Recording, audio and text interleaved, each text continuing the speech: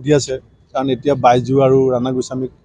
ইণ্টাৰগেশ্যন কৰাৰ পাছত সেইখিনি কথা লৈ সুধিছে সেইখিনিলৈ মোক ক'বলগীয়া নাই যিখিনি সুধিছে মই কোঅপাৰেশ্যন কৰিছোঁ কিন্তু মই এই কথা পুলিচক কৈছোঁ যে আমি অসম পুলিচৰ যিটো স্বাভিমান আৰু আত্মসন্মান অসম পুলিচৰ যিটো গৰিমা এইটোত কিন্তু যোৰহাট পুলিচৰ কালিমা লাগিছে কাৰণ যোৰহাট পুলিচে অসমৰ মূল বিৰোধী দলটোৰ সভাপতিজনক বাৰে বাৰে এনেকৈ থানাত মাতি আনি ঘণ্টাৰ পিছত ঘণ্টা বুজাই মুখ্যমন্ত্ৰীৰ হাথিয়াৰৰ নিচিনাকৈ এটা ব্যৱহাৰ হ'ব নালাগে কাৰণ মুখ্যমন্ত্ৰীয়ে বিচাৰিছে যে বিৰোধী নাইকিয়া হওক বিৰোধীক ভয় খুৱাবলৈ চেষ্টা কৰিছে বিৰোধীক বিচলিত কৰিবলৈ চেষ্টা কৰিছে কিন্তু মই অসমৰ মুখ্যমন্ত্ৰীকো কৈ দিছোঁ যে আপোনাক আমি আগতেও ভয় নাখাওঁ এতিয়াও ভয় নকৰোঁ আগলৈও ভয় নকৰোঁ আপোনাৰ যিমান ষড়যন্ত্ৰ আছে সব ষড়যন্ত্ৰ আমি ফাদিল কৰিম সব ষড়যন্ত্ৰ আপোনাৰ বিফল হ'ব আজি পাকিস্তানত কি হ'ল আৰ্মিয়ে কেম্পেইনিং কৰিছিলে নৱাজ শ্বৰীফৰ কাৰণে কি হ'ল পাকিস্তানত তাত ইমৰান খান জেলত আছিলে মানুহে জিকাই দিলে ইমৰান খান জেলত থাকোঁতে মানুহে জিকাই দিলে অখিল গগৈক বিজেপিয়ে জেলত ভৰাই থৈছিলে শিৱসাগৰৰ পৰা জিকি গ'ল আজি এই সংগ্ৰাম ৰাজপথত চলিছে থানাৰ ভিতৰত চলিছে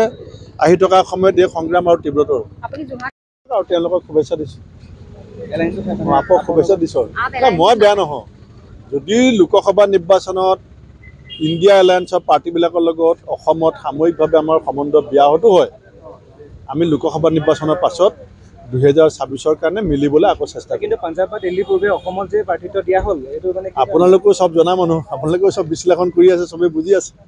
মইনো কিয় ক'ব লাগে আপোনাক চাৰ্জ দিম সভাপতি আৰু যদি নভৰাই বাৰে বাৰে ইলেকশ্যন আগত মাতি নাথাকিব যদি ভৰাই থ'লে মই ভালেই হ'ব মই কাৰোবাৰ এজনক দায়িত্ব দি দিম আৰু ভৰায়ো নুঠব মই সভাপতিটো থানাত কেনেকৈ বহি থাকিম মনাবতে আহি পেলাই মাতিব পাৰোঁ বুলি কৈছে মই কৈছোঁ ভোটৰ দিনা সবেই কথাটো বুজি পালেই হ'ল কি হৈ আছে আচলতে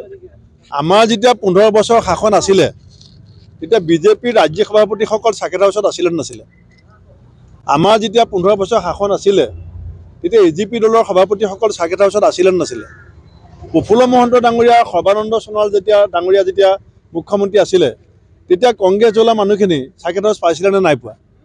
চাকেট হাউচটো কোনোবা মুখ্যমন্ত্ৰী কোনোবা DC পৈতৃক সম্পত্তি নেকি মুখ্যমন্ত্ৰী আৰু এই বাগানৰ চাহপাত বেচা পইচাৰে চাকেট হাউচ বনাইছে নেকি নে DC দৰমহা পইচাৰে চাকেট হাউচ বনাইছে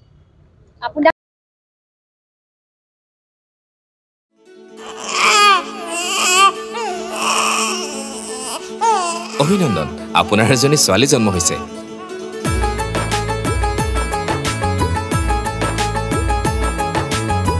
লাহি পাহি